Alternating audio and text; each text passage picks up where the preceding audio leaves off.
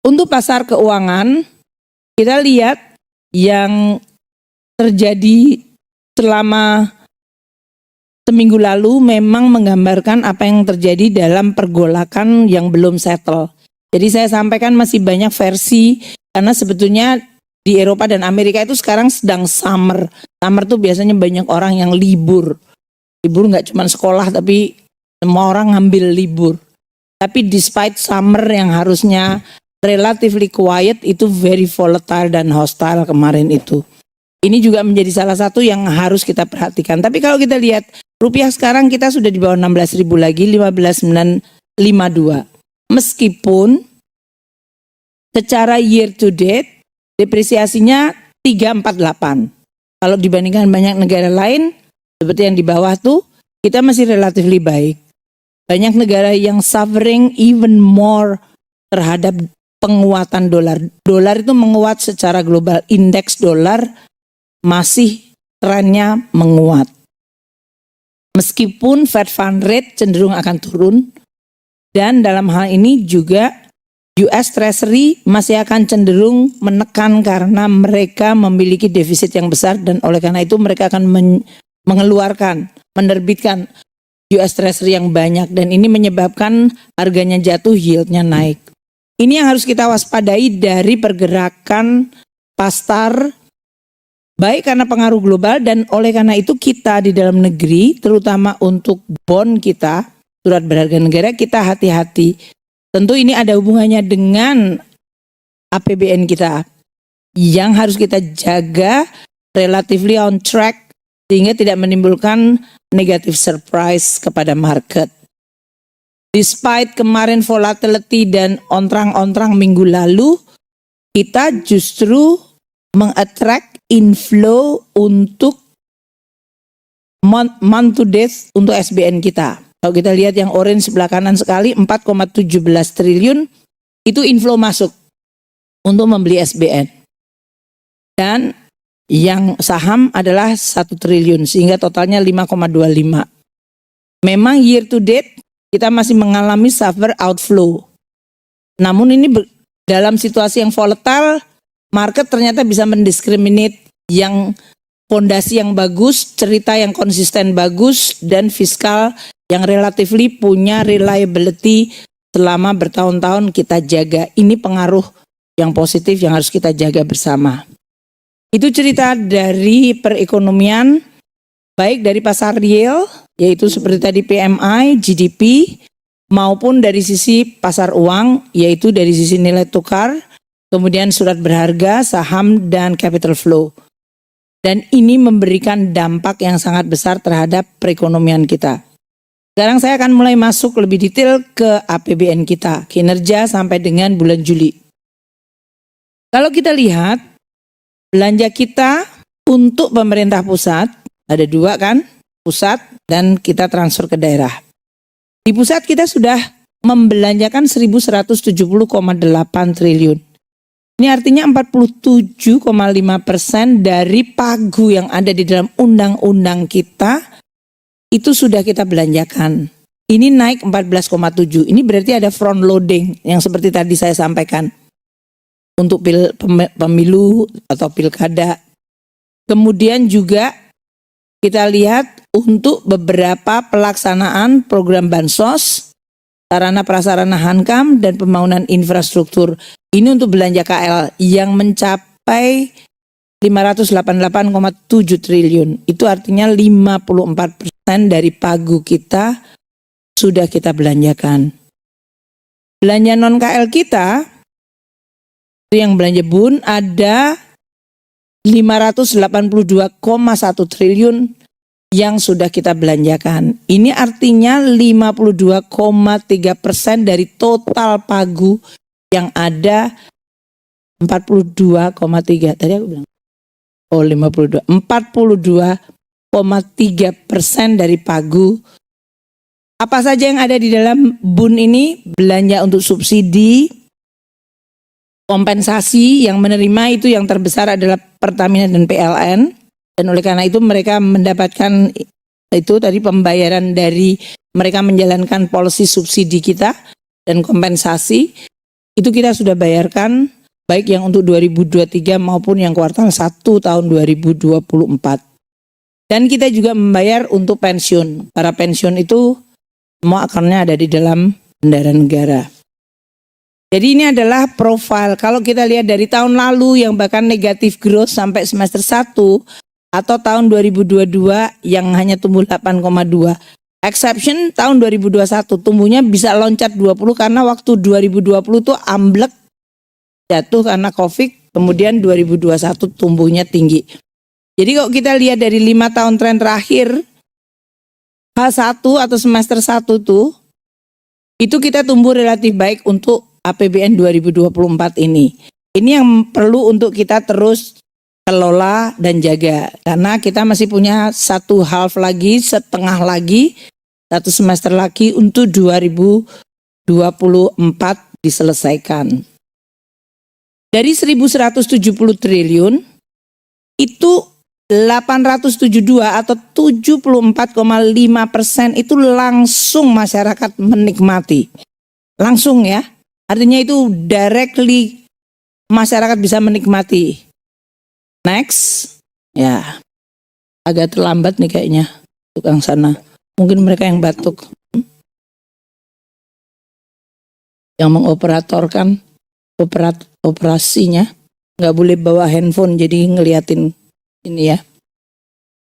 Kalau kita lihat 74,5% dari 1.170 triliun tadi yang kita sudah belanjakan entah pusat maupun BUN itu dinikmati masyarakat. Banyak masyarakat yang terus selalu bertanya kepada saya, apa sih yang saya rasakan dari APBN gitu. Mungkin karena mereka banyak yang menganggap itu tidak dilihat sebagai APBN. Kalau perlindungan sosial barangkali direct mereka dapat transfer 10 juta keluarga, itu 17,7 triliun, 18,7 juta keluarga yang langsung dapat bantuan sembako 28 triliun. Atau orang-orang yang ikut BPJS Kesehatan tapi tidak membayar karena dibayar pemerintah melalui PBI-nya, itu 96,7 juta manusia. Mereka bisa kalau sakit ke fasilitas kesehatan tidak membayarkan karena mereka sudah dibayar preminya oleh pemerintah. 96,7 juta itu banyak sekali. Kemudian kalau saya kan tidak, saya bayar sendiri Bu BPJS-nya. Saya tidak menerima bansos. Tapi mungkin Anda tadi pagi sarapan pagi nyalain LPG 3 kilo, that's dari kita. Ini cukup besar. Atau tadi pagi charger telepon walaupun kecil, itu tetap listriknya adalah ada subsidinya dari kita. Atau kalau ke sini naik Gojek, atau naik motor sendiri, atau naik mobil yang masih konsumsi premium, itu adalah Pertalite ya. Kenapa saya selalu ngomongnya premium terus? Premium ada di dalam Pertalite. Di Pertalite, Anda juga sebetulnya menikmati subsidi. Atau kalau mobilnya lebih lagi adalah diesel, waduh, atau naik kendaraan umum yang masih pakai diesel, that is enjoying some subsidy. So wherever you go, actually you are finding APBN itu supporting masyarakat di berbagai hal. Selain yang memang targeted seperti pertanian, kita kasih subsidi pupuk, kita kasih bantuan alsintan traktor, hand sprayer, kemarin pompa air, atau pendidikan seperti masyarakat. Murid-murid kita yang mendapatkan program Indonesia Pintar, Kartu Indonesia Kuliah, biaya operasi sekolah itu bisa jalan karena APBN. Itu di luar gaji ya, biaya operasi sekolah, di luar gajinya guru, dan biaya operasi untuk perguruan tinggi negeri. Infrastruktur yang kita bangun itu di-enjoy oleh masyarakat juga. Dari mulai jalan raya, irigasi. So basically 872,8 triliun dari 1.170 triliun, hampir 75%, 3/4 belanja pemerintah 6 bulan ini semuanya adalah untuk pemerintah, untuk masyarakat. Dan langsung dinikmati dalam berbagai bentuk. Kemudian anggaran pemilu. Ini sebetulnya saya sudah minta, ada nggak? Oh ada, thank you. pemilunya sudah selesai sih, tapi kan tetap accountability. Kita menganggarkan 29,8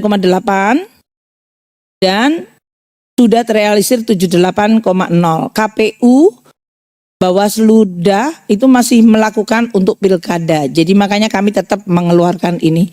Jadi dari APBN kalau kita lihat pemilunya kemarin di bulan Februari, tapi persiapannya semenjak dari 2022 3 triliun, 29,9 hampir 30 triliun. And then tahun ini 38,2 triliun.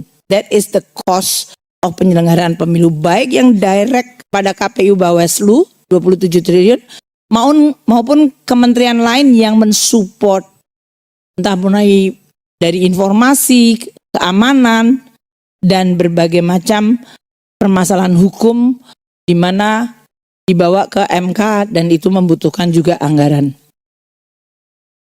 Pilkada yang akan dilakukan, anggaran dari naskah perjanjian hibah daerah, wah itu ada kata, nanti tanya sama Pak Luki ya, ada beliau di sana. Realisasinya adalah 26,85. Artinya pemerintah daerah, ini gimana Pak Luki? Pemerintah daerah menghibahkan kepada kita, karena KPU itu belanjanya dari KL. Jadi seolah-olah pemerintah daerah ngasih ke pusat, tapi itu sebetulnya untuk pemilu di daerah mereka masing-masing. Itu 26,85 triliun sudah ada hibah pemerintah daerah ke kami, dari kami langsung ke KPU. Ini sudah 93, nanti realisasinya 28,76 yang harusnya bisa diselesaikan sebelum pilkada jalan. Untuk Bawaslu, daerah juga memberikan 7,72 dari APBD-nya ke kita, kemudian disalurkan ke Bawaslu, itu artinya 88% dari 8,76 triliun. Jadi untuk pilkada ini, pemerintah daerah sudah mengeluarkan 34,57 triliun dari APBD-nya, dihibahkan ke pusat, ke Kemenku, Kemenku langsung menyalurkan ke KPU Bawaslu. Sampai dengan bulan Agustus ini, 6 Agustus. Nanti total overall yang sudah ada naskah perjanjiannya akan ada anggaran 37,52 triliun rupiah. Untuk daerah-daerah yang belum menyelesaikan kewajiban, nanti kita akan langsung intercept. Artinya kan tiap bulan Kemenku transfer ke daerah. Kalau mereka sudah ada naskah tapi belum juga transfer, padahal pilkadanya sudah dekat dan ada persiapan, kami akan langsung memotong transfer yang akan kita transfer kepada masing-masing daerah. Sehingga making sure pilkada bisa berjalan dengan dalam hal ini 37,52 triliun anggaran yang harusnya dikeluarkan. Dengan, kita menggunakan either intercept yang kita itu selama ini waktu bagi ke daerah, terutama daerah-daerah yang masih punya kas banyak, kita bayarnya pakai treasury deposit facility. Artinya kita nggak bayar daerah to cash, tapi dia punya deposit di treasury kita, tapi mereka bisa pakai. Nah itulah yang akan dipakai sekarang untuk pembayaran pilkada. Baik, itu untuk pemilu ya.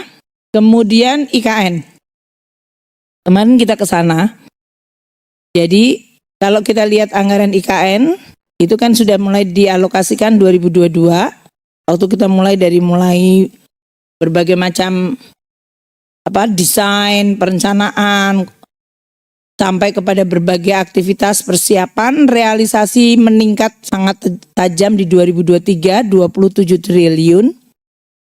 Dan tahun ini di APBN kita ada 42,5 triliun. Walaupun kemarin akselerasi kerjaan begitu luar biasa, Pak Bas mengatakan ada 108 paket nilainya 84,2 triliun sudah dikontrakkan. Nah, dikontrakkan tidak berarti uangnya sudah keluar karena mereka have to deliver baru kita pay atau ada perjanjian kontraknya per termin. Jadi yang baru cair memang kelihatannya 11,2 triliun untuk yang Pagu 24 ini. Yang nilainya 42,5 triliun. Tapi tidak berarti belanjanya nanti hanya tadi 11,2 triliun. Masih akan ada penyerapan dan ini biasanya akselerasi untuk pencairan itu terjadi di Q3 maupun terutama di kuartal terakhir. Kita juga memberikan beberapa tambahan belanja seperti belanja VVIP, jalan tol IKN, jembatan IKN yang kemarin beberapa sudah mulai berfungsi, ada beberapa yang masih beberapa perlu disempurnakan. Kemudian fasilitas air, kemarin embung yang kita lihat akan ada 22 embung itu sebagai tampungan air dan akan dinaikkan menjadi 30 bahkan jadi 60. Selain pengendalian banjir juga Pak Prabowo menyampaikan antisipasi karena itu di sekitar hutan kalau sampai terjadi bencana kebakaran hutan kita juga punya persediaan reservoir air. Jadi ini juga sesuatu yang tadi membutuhkan banyak sekali anggaran. Selain tentu ada investasi yang sudah mulai masuk 56 triliun maksud saya, yang diumumkan oleh Ketua OIKN Pak Basuki. Di mana 4,9 triliun kemarin mulai groundbreaking. Tapi yang lainnya mungkin sudah mulai jalan seperti hotel yang sudah beroperasi. Jadi itu dari IKN.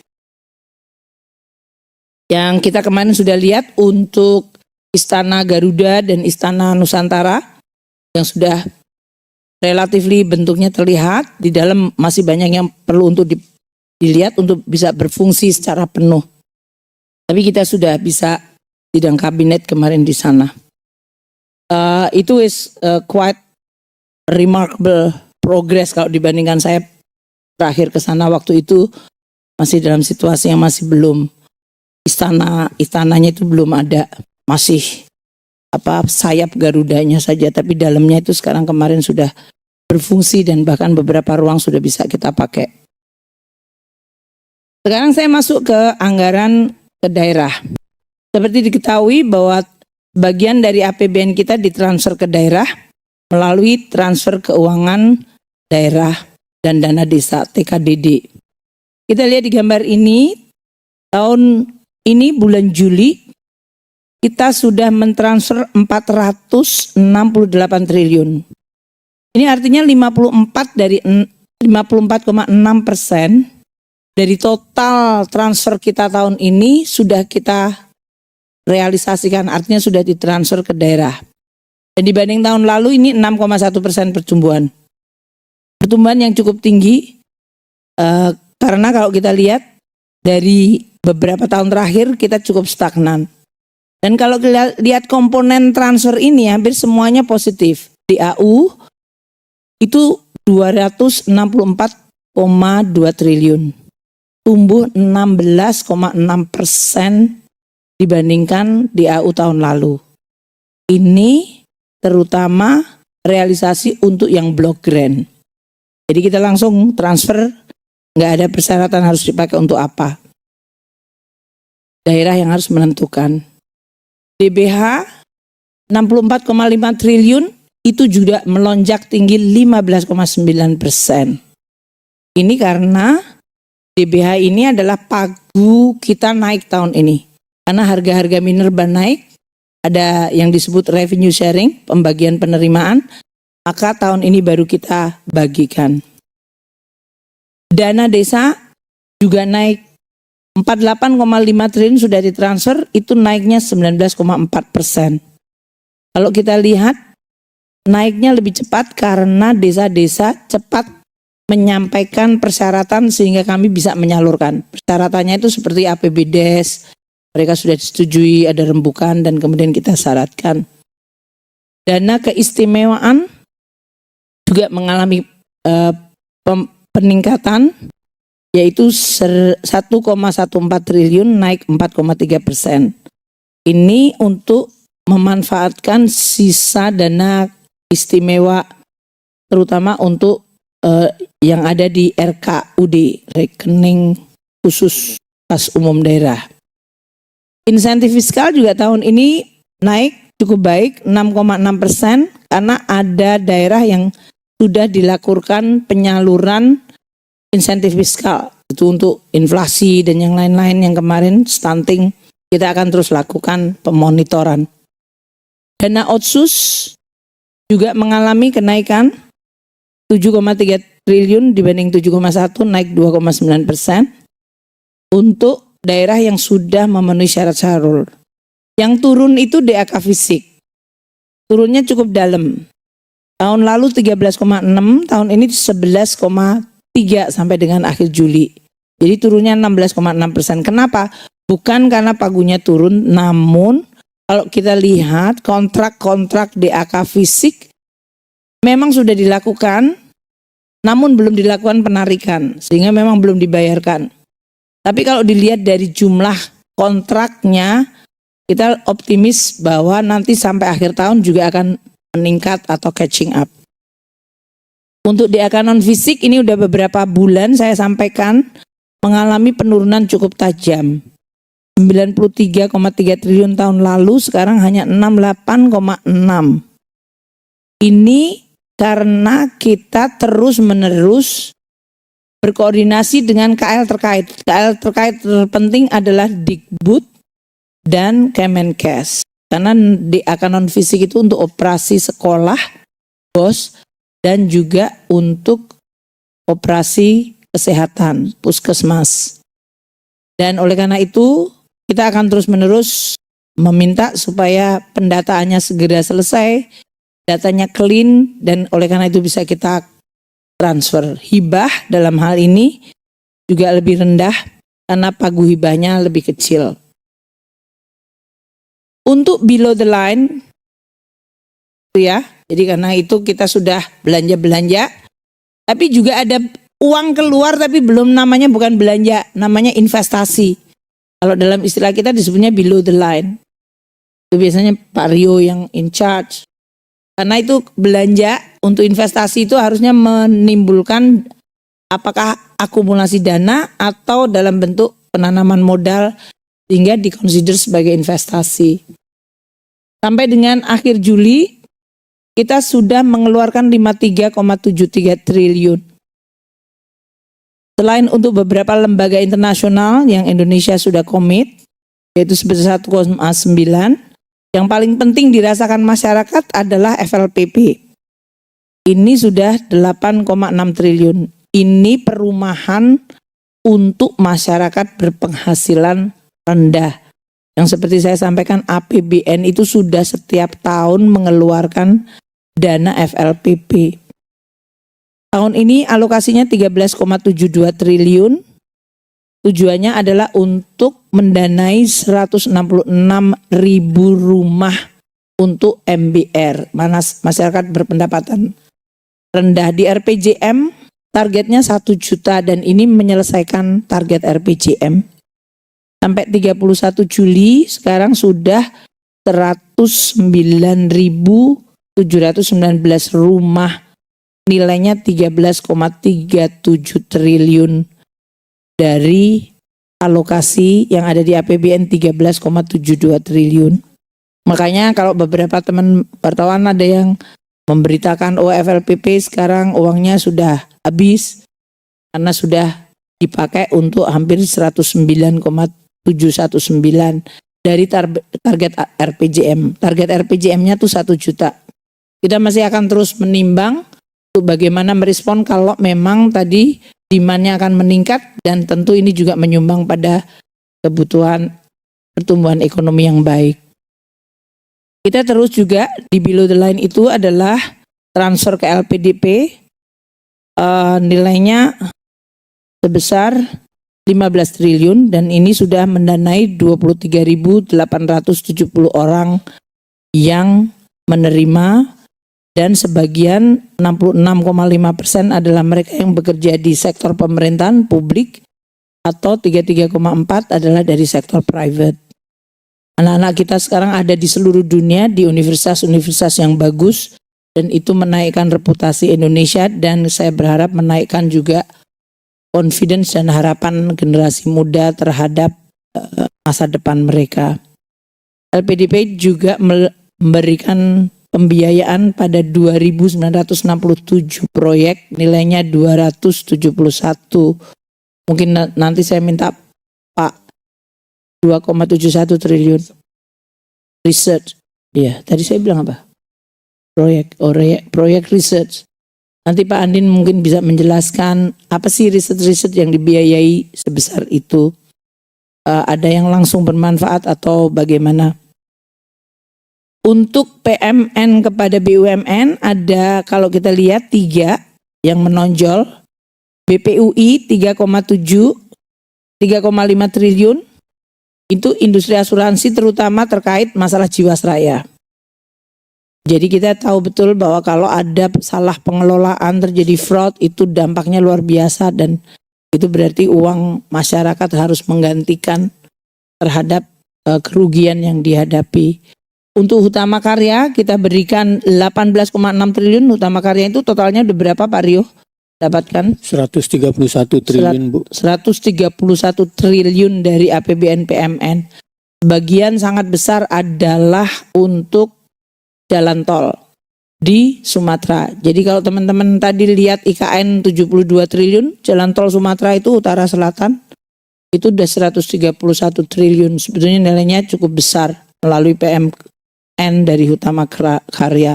Yang 18,6 ini adalah untuk penyelesaian tahap 1 dan tahap 2 terutama untuk ruas kayu agung Palembang Betung. Itu nanti mungkin bisa dilihat dari teman-teman ke Hutama Karya. Dari Wika kita memberikan 6 triliun untuk menyelesaikan juga proyek strategis nasional dan juga untuk memperbaiki dari neraca keuangannya Wika. Yang ini juga mengalami beberapa kesulitan dengan menerbitkan right issue untuk komposisi pemerintahan di dalam saham Wika masih tetap bisa kita pertahankan. Jadi kalau mereka right issue, kita akan subscribe dengan 6 triliun rupiah ini. Jadi itu adalah hal-hal yang berkaitan dengan PMN untuk BUMN terutama yang karya dan untuk Jiwasraya yang sekarang dikelola oleh BPUI dengan uang APBN.